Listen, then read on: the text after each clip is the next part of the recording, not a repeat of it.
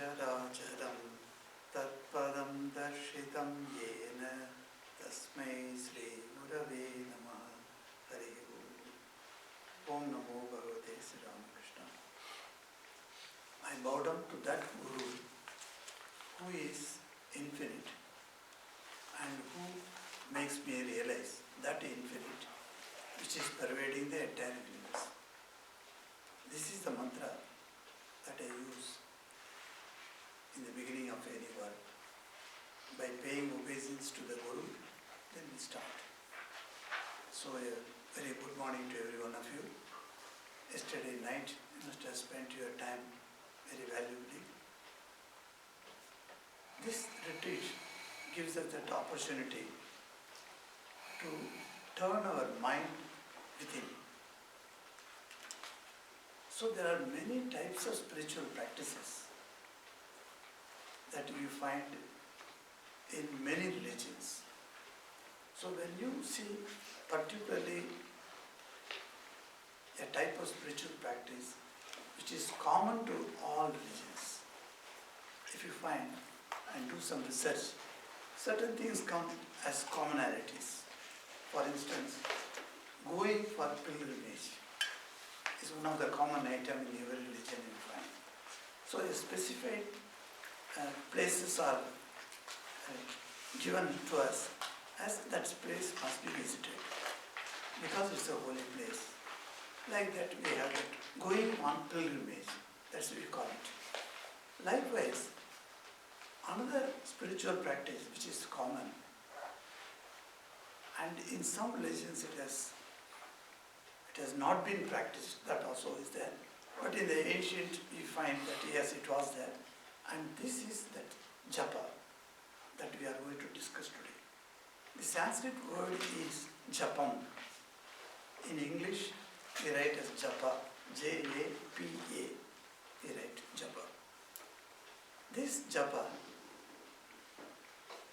what is it? The literal meaning of Japa is to repeat. So repetition of anything can be called Japa. Suppose somebody says, I want to visit a place, and 5-6 times he has already told me. Again he is coming, and 7th time he is coming and telling me. So I get disgusted, Then I say, why are you doing Japa of that? Like that we say. So the Japa word is used in that meaning also. So it means repetition. So repetition of what? So repetition of a mantra. If you find the mantras are many. There are multiple mantras are there. And every deity has got its own or her own mantra. So people try to do japa of a mantra that they have received from their guru. So a guru comes in a spiritual life and then he initiates a person. So that's called initiation, or in Sanskrit the word used is Diksha. So Diksha is a beautiful word. Diksha means that you are getting initiation. So that Diksha is given at that time. The Guru specifies for your temperament, for your way of thinking, this mantra is suitable. So he will tell you a Krishna mantra, for instance, or a Ram mantra, or a Durga mantra, or a Jesus mantra, even Mary mantra. There is a mantra called Hail Mary. Only 2 words. And this has been used as a mantra by some great spiritual servants. So we find that the mantras are many. But which mantra I should take? So this question comes. So I can read in the books. All these mantras are written down. So I can take one mantra and start doing japa. Will that be effective? A question was posed. So our great people say, that is, literally speaking, it has got some effect. But it won't take you to the ideal where you want to go. There are some disadvantages in taking a mantra straight from the book. So what is the disadvantage? In that type of mantra, it is a one-way journey. It is not a two-way journey. When a guru gives a mantra, it becomes a two-way journey. So not only he gives the mantra to you by a word, and along with that mantra, he infuses his spirit also into you as a disciple. Then that spirit infusing is absent when you take straight away from the book. That's why it has been recommended that a mantra has to be received from a guru, because he gives you mantra and he infuses the spirit. So when the spirit is infused along with these wordings of mantra, then the mantra gains power. So when you repeat something, you expect that what I repeat with, that mantra should have some effect on you. So how that effect will come if there is no guru infusing the power into that?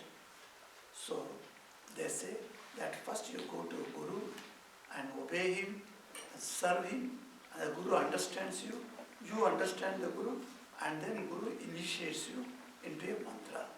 So this has been a long tradition, particularly in Hinduism and Buddhism. You will find this tradition has been there for many, many years. And this tradition is considered to be one of the very, very forceful method to silence the mind. Yesterday we came here at 3:30, 4 o'clock, and we started our program. And Swami Purnanandaji instructed us that we should maintain silence. So we are not even talking to each other. Suppose I had to talk to somebody. Yesterday I was searching for water. I didn't have water in my room.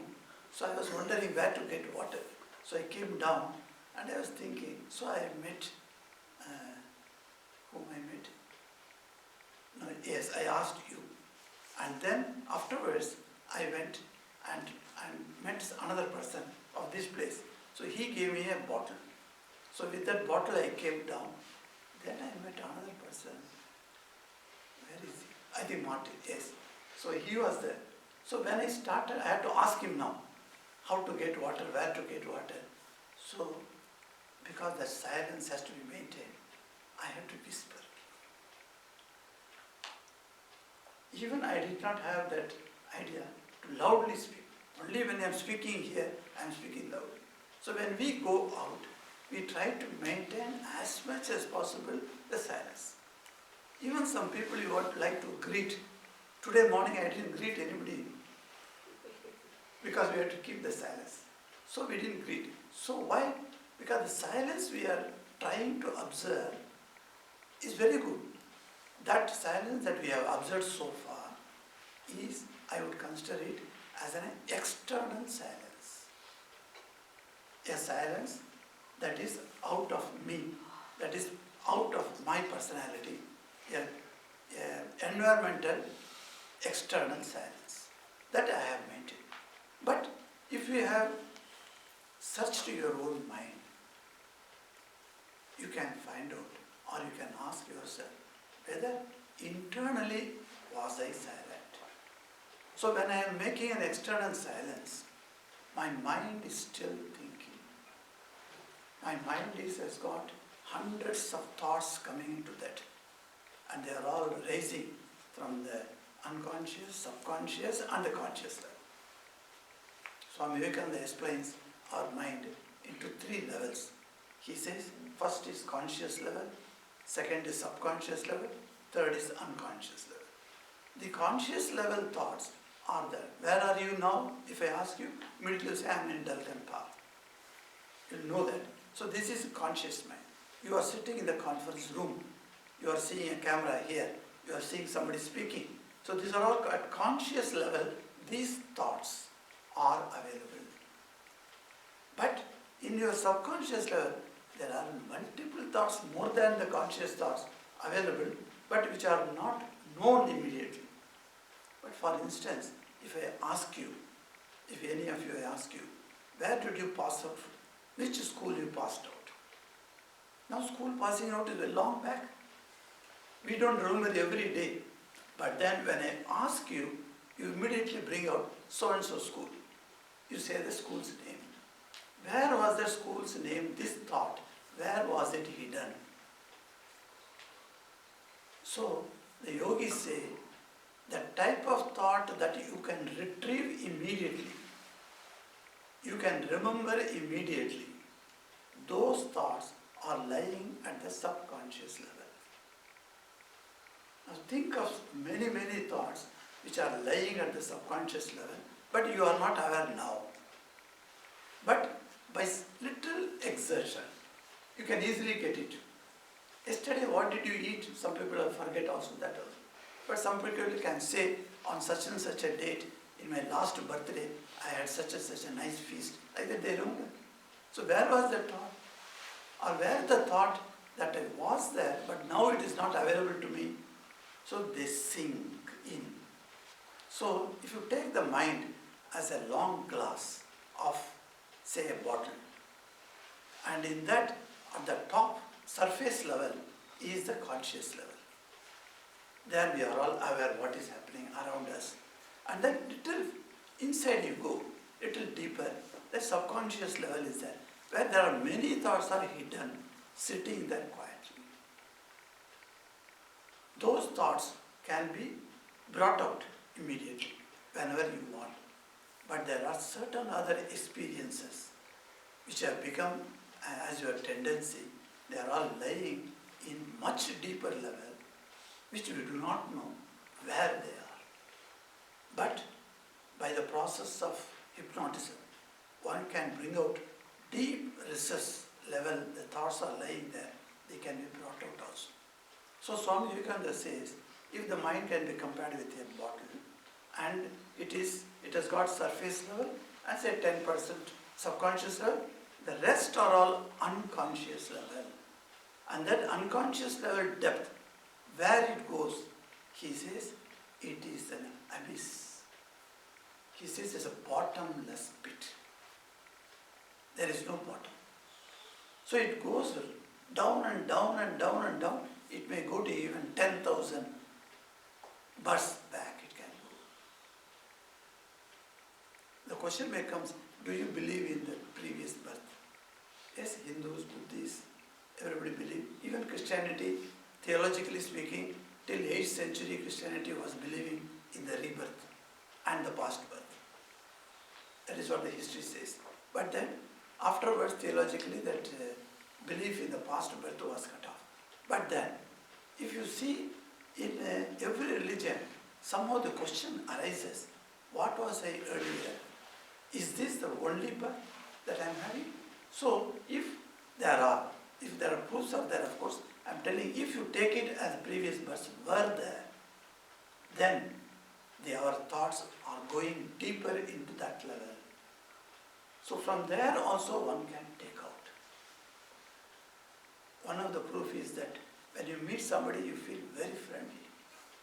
Or when you meet some other person, you just want to turn away and go from there. So the reason for this unknown reason, the reason cannot be found out. But in psychology, when you go deeper and deeper into the research of your mind, they say these thoughts can be brought out. So it is, all these thoughts are there, and at the surface level, these thoughts are so much noisy. That's why we come to spiritual life. We cannot manage, our mind is terribly disturbed. When they say mind is disturbed, what does that mean?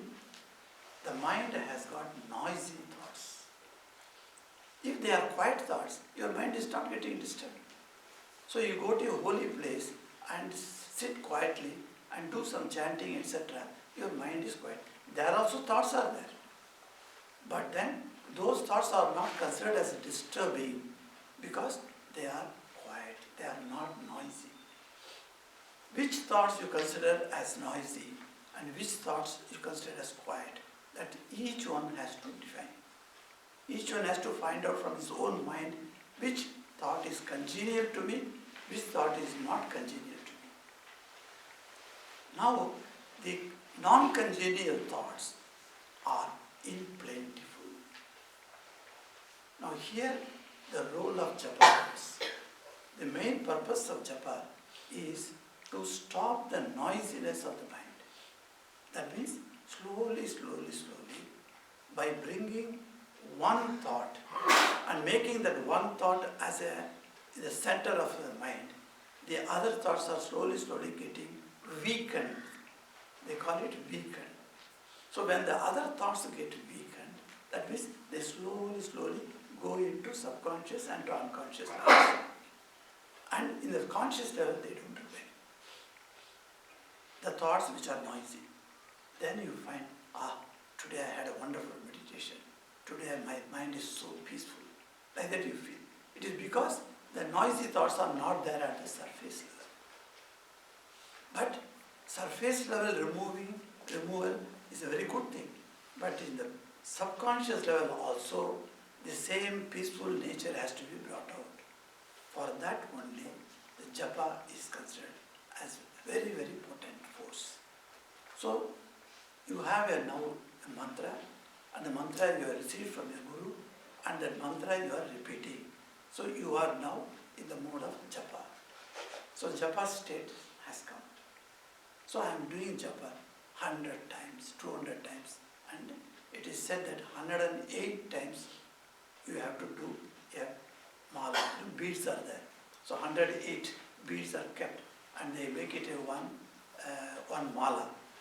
So that beads are counted. That is helpful for counting. Because Guru has told me 108 times you have to do. So how do you count? So Guru teaches, of course, in the fingers itself you can keep the counting. If that is distraction to you, then leave the finger counting. Take a mala. So you take the beads and then go on. You don't need to keep the number. So 1 time, 2 times, 3 times you have done. But then there is a stage of mind where you have to grow, where these beads are also not necessary. What is the use of keeping the count, I ask. Suppose 108 times you have to do 10 times. So 10 times you have counted and over. So is that all? When you take up a spiritual life, in spiritual life there should be a continuous presence or feeling of the presence of God with you. It is not momentarily. Only at one particular day I will go to my temple. Only a particular time in the day I will think of. Not like that. The whole day, 24 hours, we are supposed to keep ourselves nearer to God. And that is the purpose of being spiritual. So if that is so, then the japa has to be continuous. And if it is continuous, more than 8 times, 10 times of rolling the mala, then what is the necessity of this mala? The mala itself becomes infectious, It is not necessary. So you can go on doing this japa. In South Africa, where I was there, so we had some nice Christian monks, friends. And in one of the centers I went, they have this, what do you call this? Labyrinth model? The thing that maze. Maze. Maze. Another word is labyrinth. Labyrinth. It's called labyrinth. So you go to a labyrinth. It's like a maze, You've got a small, children used to play with a small toy, a labyrinth toy. That some, rolls are there. And you can move that bullets and they go and you see that whether it gets into the center. Same thing here. So in big labyrinths are organized in certain Christian missionaries, in monasteries. So where the monks used to go, they said every day morning, after doing their morning prayers in the church, they come out and in the labyrinth they walk silently. If you all agree, we can also go to this labyrinth. And last time when we came, you could not walk there because of too much grass was there. And now they have cut it. They have kept it neat and clean there. So you can go there and see the path. And your mind is thinking of the japa. Any God's name, holy name you have taken, and you repeat that and walk and seeing the ground only. So your mind is not diverted, seeing this side, that side, nothing is there. So you just see the ground and it has got a pathway. So you just walk on that. So it goes this way, this way, this way, this way, and then comes out. So that is one of the exercise for the monks, that how to make the japa. So japa can be done by sitting, japa can be done by walking also. So when you walk and do japa in that labyrinth, then what happens is, mind is getting more and more concentrated and goes within. Now we say, when the mind is going within, then I am still keeping the thoughts. So how does the mind become silent? Do I feel the silence? I told you, when the mind is feel peaceful means congenial thoughts are available in the mind. That's why you feel peaceful. But if uncongenial thoughts have gone out now, that stage is gone. Now the congenial thoughts are there. Even then, since thoughts are present, it is, I should say, it is also noisy. It has not reached the stage of silence. The stage of silence is something where only one thought remains. Only one thought. Not two thoughts or multiple thoughts. And that is called meditation. We use the word meditation. In the Sanskrit, it is called dhyanam. Dhyanam. Dhyanam.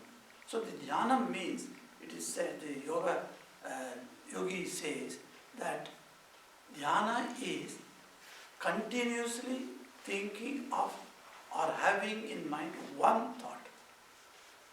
That one thought, he gives an example. The yogi gives an example that you have got a vessel down below, and you, in a bottle you have kept oil, and pour the oil into the down below vessel. And when you pour water into that, water will come not very smoothly. But when you pour the oil comes smoothly, it falls into it. There is no interruption in between. So uninterrupted flow of thought, of one thought, is called meditation. So we all use the word meditation so frequently. And so many times we say, oh, just I went to the chapel, sat there and meditated. Like that you use the word. It's a very big word, meditation. Without understanding the depth of the meaning, we use the word meditation. So if you have meditated for 5 minutes, were you having one thought? Say, no, multiple thoughts were there. But they were all congenial. I felt peaceful. But then, since there are many, more than one, that is not considered as meditation. That is only a process of concentration. If more than one thought means you are trying to concentrate. You are trying to come to the level of having only one thought. If there is one thought, then that is called meditation. When you achieve that, that becomes silence. There is another stage beyond this, which yogis call it thoughtless. There is no thought at all. The mind becomes vacant, as it were. So that also is another stage. But that's called samadhi. And before the samadhi, the dhyana stage is there. In this dhyana stage, only one thought remains. Now this one thought seems to be silent. How can you say, even though one thought is there, that thought is there in the mind and I can feel that thought, then how can you call it silent? Because the sound comes, noisiness comes when two objects meet each other and clash. Then only sound comes. See, with one hand I am waving, no sound. But if two hands touch, then there is a sound. Then becomes noisy. But without touching, also there can be a sound. And this touching the two objects is not there in the mind when there is only one thought. So there is another thought is not there which come and clash with it. So it is not noisy. So that one thought is called meditation. But then, as I told you, the sound comes because of two objects collide. Maharaj uses a bell. That bell, when you strike a bell, then it brings out a sound. So there are two objects are there, they come into clash. So, our sages found out long back that there is a sound which can emanate without having two objects coming together and clashing. So, when you strike like this is called ahata. In Sanskrit, it's called ahata. Means it's stricken. So the sound comes out. But it is unstricken, but there is a sound. What is that sound? It's very interesting to see that unstricken, can there be a sound? Said yes. Our sages found out long back, there is a sound that does not come with two objects. And that sound is unhurt sound or untouched sound. Anahata dhvani, it is called. And that is called what they call Om. What we pronounce as Om in a longer way, Om, like that you go on tapering the sound slowly. When you ring this bell also, and then sound tapers off. And that sound has not come. It is in the nature already. Only thing we do not listen to that. Recently, I saw a message where the NASA scientists have recorded the sound of sun. Sun is a star, we all know, and sun is burning all the time. So, when it is burning, there is a sound comes. So, what is that sound? They have recorded it. And the recorded sound, if you listen to it, you are stunned because that Om sound is coming. Swami Vivekananda went to Puri, and in the Puri is one of the eastern parts of India. It's a place where the Bay of Bengal is there. So he went and sat at the seaside. And in that place, the ocean brings out waves to 6 feet to 10 feet height. Huge waves come there. So when Swami Vivekananda was sitting there, for some time, 1 hour, 2 hours gone. And then when he came back, they asked, what did you listen? Did you listen to that wave sound?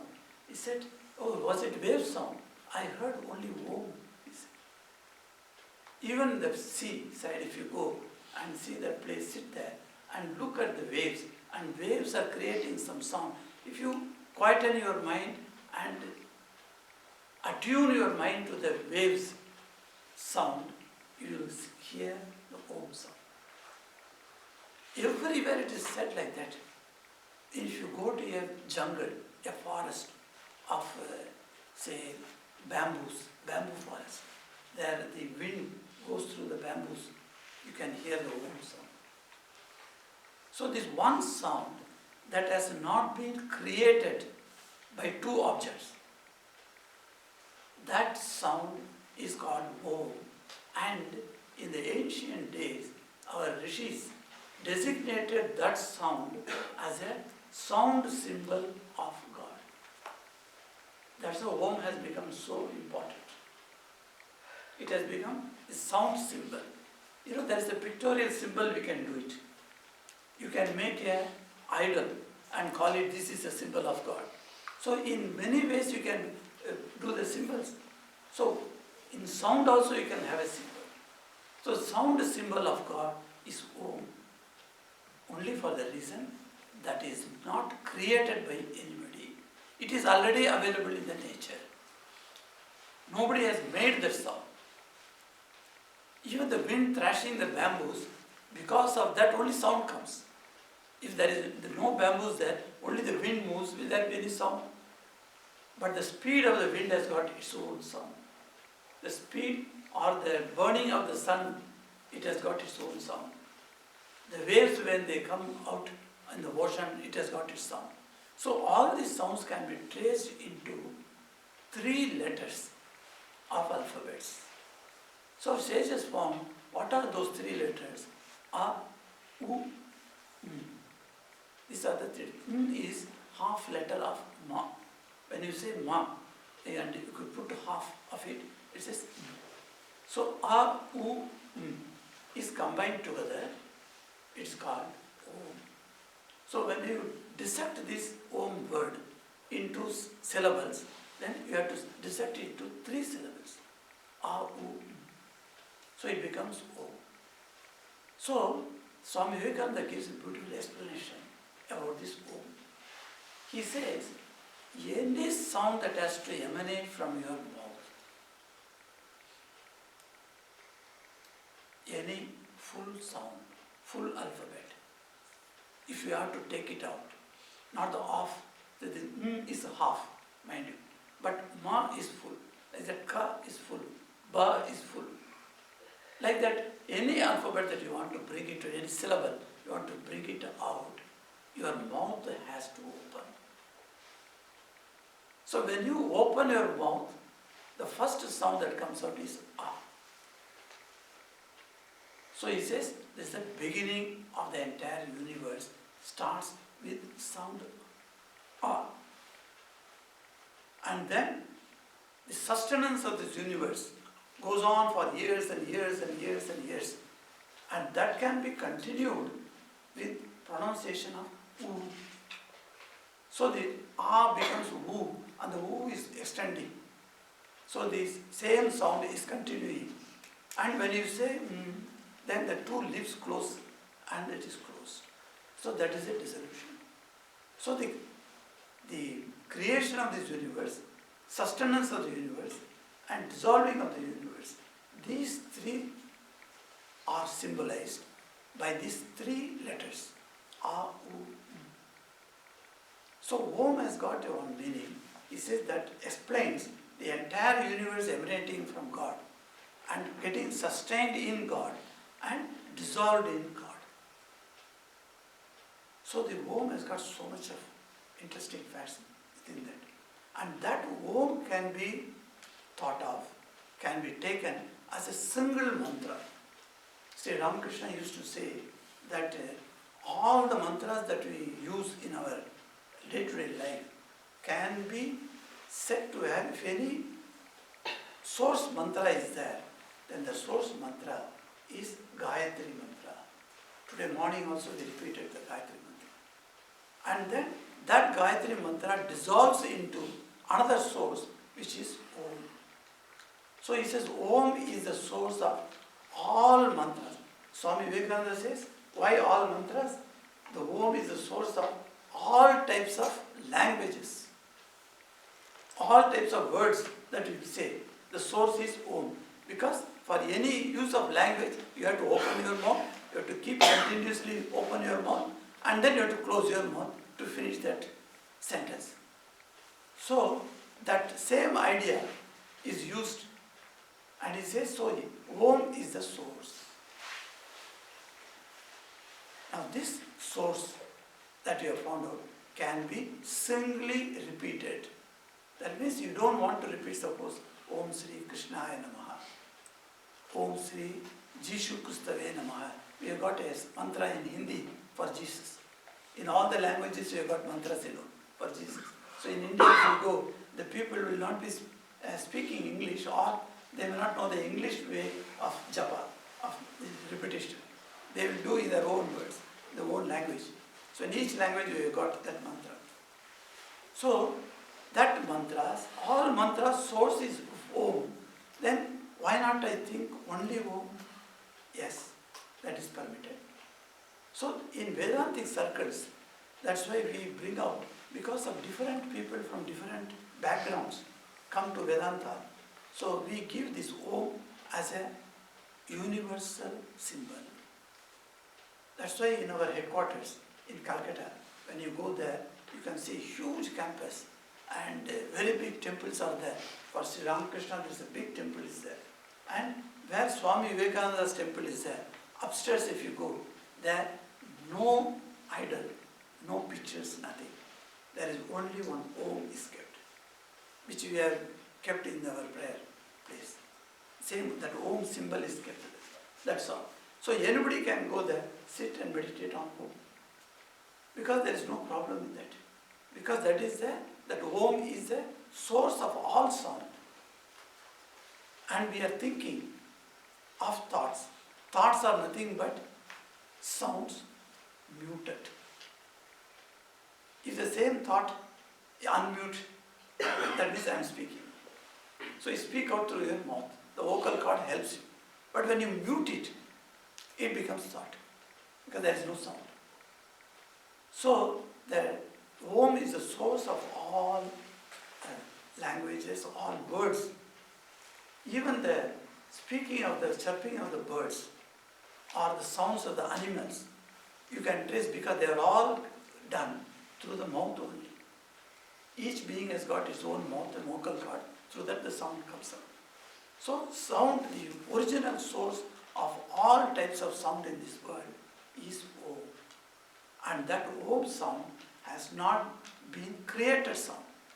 It is an uncreated sound. Because that sound, the science says sound can come only by touch of two objects. But here two objects are not there. Single object has created a sound.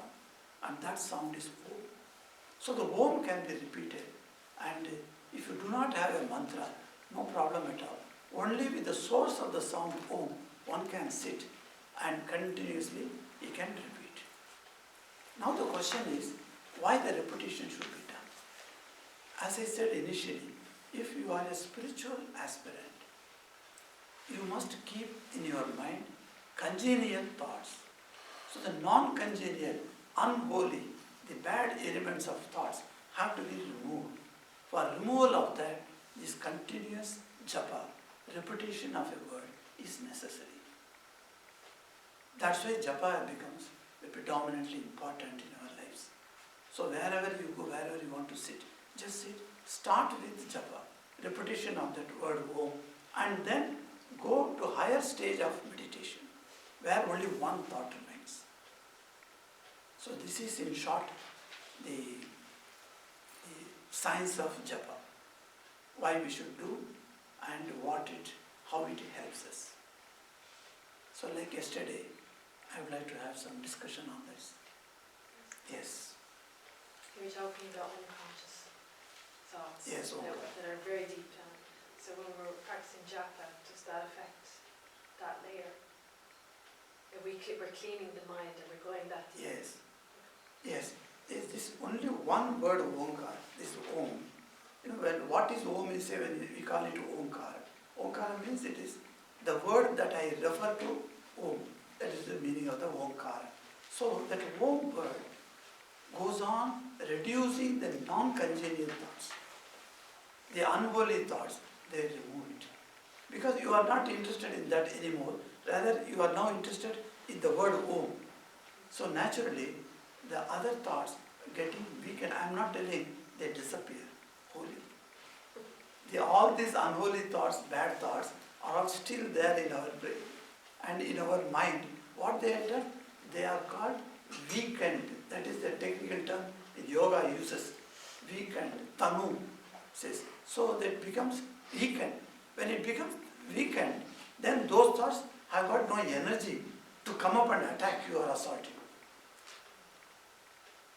In some places we find a very good man is there. Everybody knows he is a very good man in the society, but he does such a heinous crime suddenly. How the thought came to him at that time? Because that thought was very weakened when he is behaving normally, but it was lying there. It did not disappear. It is lying there. So all our experiences become thought, and they are with us till our getting moksha, getting liberation. All these thoughts will remain. These thoughts will be finally, at the time of liberation, they are all burnt. So no thoughts remain. That is the stage, that's the very highest level. But then, at the lower level, the bad thoughts are weakened out. So they don't have any more power to come out and be a problem to you. So you remain as a good man, and the society knows you as a good man. You continue to be a good man, because the congenial thoughts are there. When we are working, how can we do japa? Yes, that's a good question. So, when you are working, even it has happened to me also, when I am typing an article, for instance, I sit in the computer and the article thoughts are coming. One after sentences I am making, and then I am typing. I am not doing japa of a mantra. So, if constant thinking of God is necessary for spiritual life, then during my work, during my day-to-day mundane affairs, I am not thinking of God. Yes, I can think of God sitting in the bus. Yes, that is possible. Not talking to anybody, simply I can think of it. Or when I am alone, I can be there.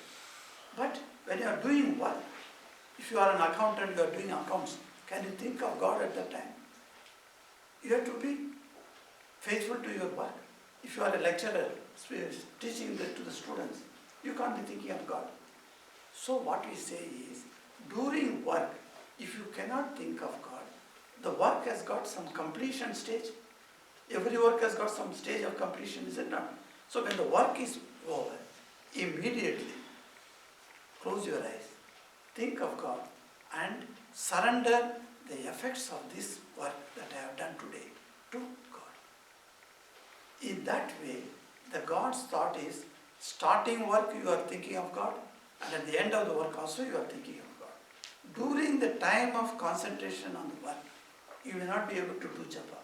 But then, once the work is finished, you offer you the fruits of the work to Lord. In that way, your japa can continue.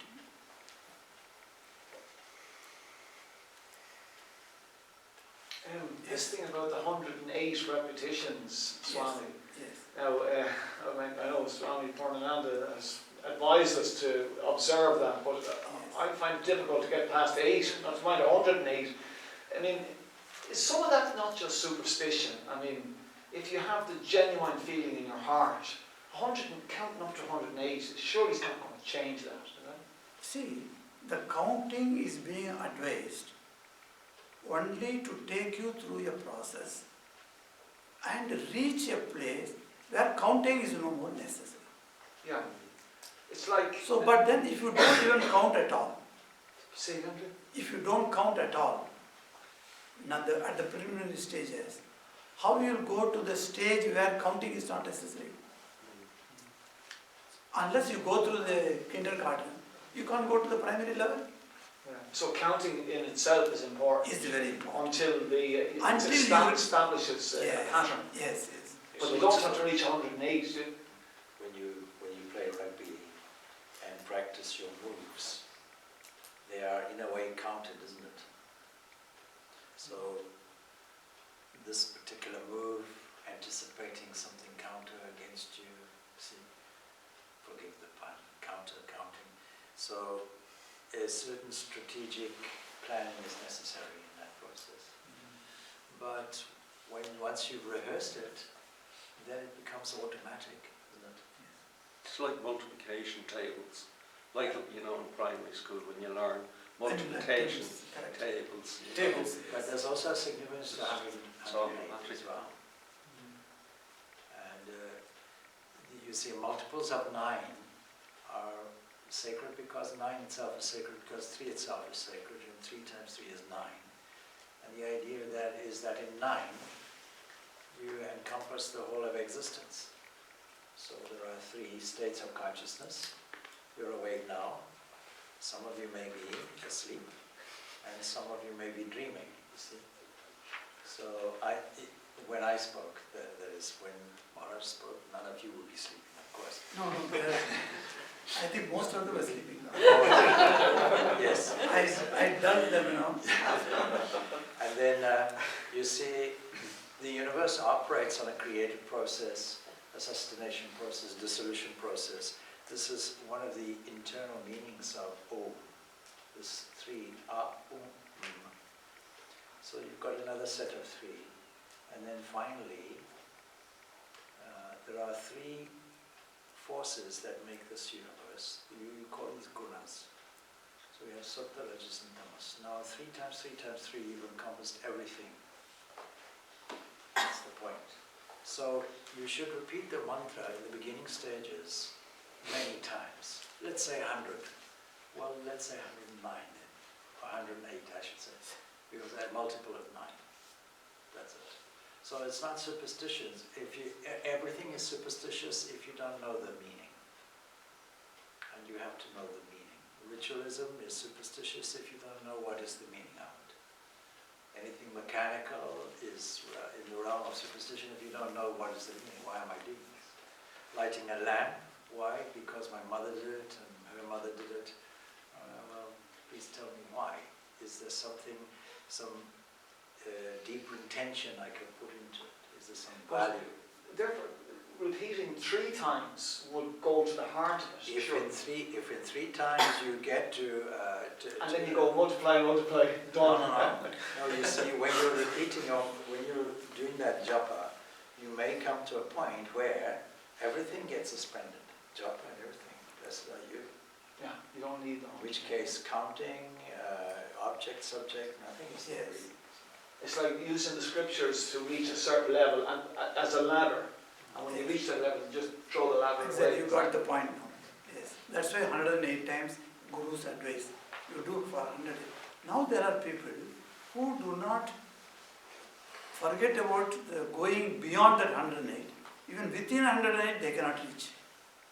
They find it very difficult to even count for 8 times, as you said. So that type of difficulties are there. For them, this 108 is a must. So every day you do at least once in a day, 108 times. So if it is completed, then slowly, the heart will tell you, no more keeping the counts is necessary. Who is going to guide you? You don't need to ask your Guru. Your heart will tell you, now no more counting is necessary. And is there any way that I can find out my heart is telling right? Now counting is no more necessary. Is that my heart is telling me, okay, is it right? How do you find out? There is one beautiful explanation given in Vedanta. When you get up in the morning, when you are awake, slowly you are trying to get the feeling that your sleep is going out and you are waking up. The process of waking up is very infinitely smaller than 1 second. In that you get to wake up and you know everything that you are in the bed, the light is on, everything you can see that. So that is a very small amount of time. But that's a process. In that process you wake up. At that time you understand your mind. You are surprised to see what mantra you are doing before going to sleep. That mantra is now in your mind. No other thought has come.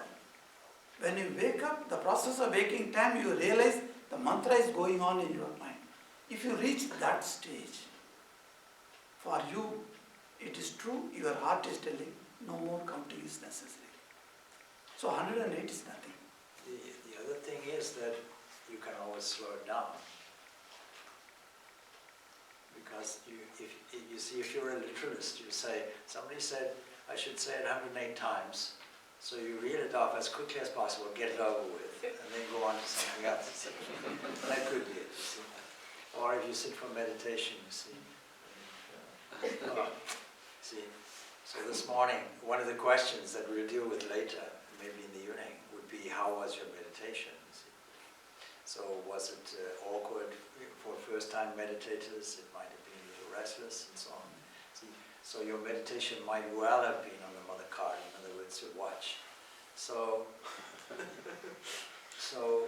slowing it down, because the mantra has a meaning as well. And when you slow it down and see what is the meaning, a spontaneous wish to repeat it is there also. So you get away from the mechanistic aspect of it.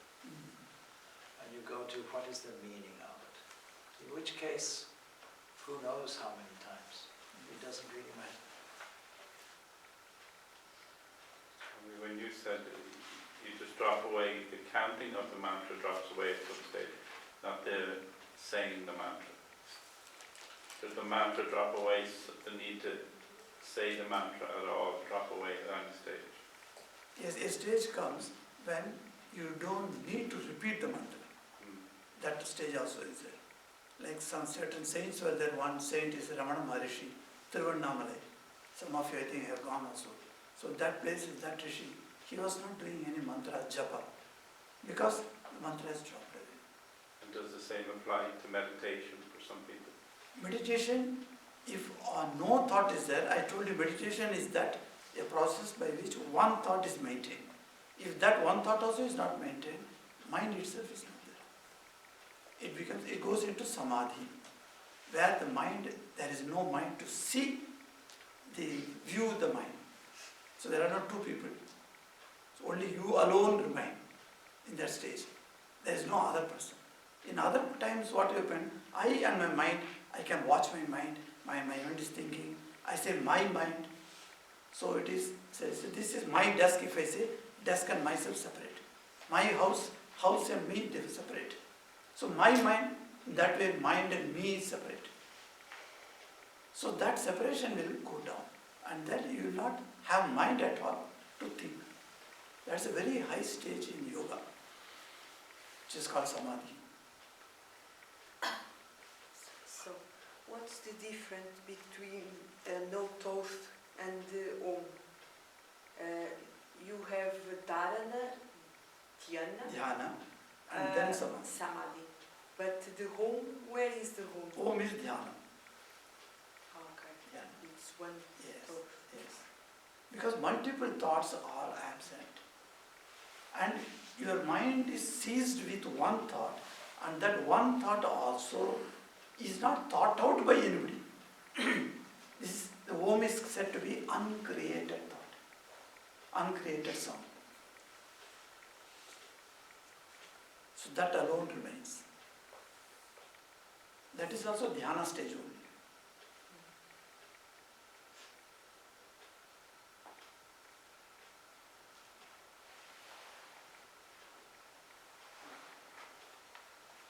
Would you like to add something? In devotional practice, where you form a relationship with another entity, that's very similar to human love. So supposing you fall in love with somebody, will you be repeating some kind of mantra? Will you be worried? Oh, you see, I often say, so, why are you looking so terribly depressed and worried and tremendous anxiety in your face? Oh, she didn't text me today. Oh, all right. Oh, why are you looking so happy? Oh, she texted me. So all the time you're thinking of that person and vice versa, hopefully. So that goes on. In the same thing, in devotional life, where you have a personal God, will you not be thinking of that God all the time? And if that is not a natural thing, if that has to be developed, one of the ways is to lovingly repeat God's name. This is also a repetition of a mantra. So that the mantra could be the sound embodiment of your chosen ideal. In which case, of course, naturally, you would wish constantly to repeat that name. At some stage or other, of course, the necessity for that goes away because the nearness ultimately becomes a kind of oneness. But in the young love of things, won't you lovingly repeat the Lord's name or whoever? Would it be a burden? Would it be a mechanistic chore to do? Or would it be a delightful thing to do? Swami, also the yearning to hear God's voice is terribly strong. I like to hear the text, or see the text from God. Yeah. How do you experience it? Do you have his mobile? The fact. Yeah. That's How do you probably hear you don't God? have his mobile number or his email address. See, the point is this. This is why this retreat is a silent retreat. In order to hear the silent voice of God, you have to be silent. You have to be in a listening mode, not listening to yourself. You see, what Maharaj was saying was there's a constant noise going on. The external noise is being taken care of because this is an external silence. But the internal silence may not be there. That has to be developed because we're accustomed to having all this traffic within. So what do we have to do? We have to take specific steps to cultivate that until there's at least enough silence to take the voice of God. And we'll see it in many different ways. God being everywhere, we'll see it in different ways. So in a person's discussion with me, my name's Patro, they might have asked a question with full faith in the Lord. Maybe a few doubts. It could go like this, an internal conversation. I have this issue. I'm told I should present it to the Lord. Then after a few seconds, but you know what? I have never heard his voice. I probably never will. Despite that, you may find a signal coming from somewhere, some kind of sign, that if you observe it correctly, you see, there is the divine response through some other medium. But in the silent cave of the heart, as it were, you will hear God's voice. And you see, even this Om comes up. And this is how, you see, the yogis would have discovered it, the rishis would have discovered that this Om is present, not as an external world. What we say as Om is just a human approximation. But when you actually, when a person may hear it directly, you see that's something different. It's recognizable that this is not only the voice of God, it's the only voice of God, the only sound. And that becomes then much more elevated experience than hearing another external voice or a human voice or something like that. Being humans, we expect everything to be fashioned in a human way. We expect everything to be, we expect God to be, I was going to say an old man in the sky with a white beard. Let's put that one aside and say something different. But that's the kind of idea that many people have when they're 2, 3, 4, 5 years old. As we start developing, we realize that this is more an internal entity, that God is inside everything and pervading everything, ultimately transcending everything also. So it's that nearness of experience that we're walking toward. And you're all doing it because you're all here, in this beautiful, near the hill of Tara, a sacred place from years ago. So take advantage of that. I want to pick up on a clue that Swami Vimokshananda said. And he suggested that if we are willing, we take the labyrinth. And we might do it now, since it's 10:30. Yes. Yeah? So now there's no forcing anybody anywhere, okay? So it's purely voluntary, all right? But no overtaking while walking. Yeah. Each one must be behind one person. Yeah. So that slow pace of walking, and you can repeat nicely the God's name. Yeah. And there's one thing I should But you mention. have to put on your shoes. Yeah. The Zen Buddhists have a technique that when they take a pace, then they take a pace with the breath in and then take a pace with the breath out. And then when you add a mantra to it, that becomes then very, very meditative. This has been told as a pranayama. Yeah. Pranayama is type of pranayama, but it's called Brahman pranayama. That is the name it is given. So you walk slowly at the pace of the mantra. And the other significant thing is you're going from the outside to the inside. So that alone is a meditation. The whole of spiritual practice is going from the outside to the inside and back again. Meditation as a process, as a general process. Not as the classical one thought remaining, but as a general process. It's a process of journeying into the inside and coming back again. Taking another route inside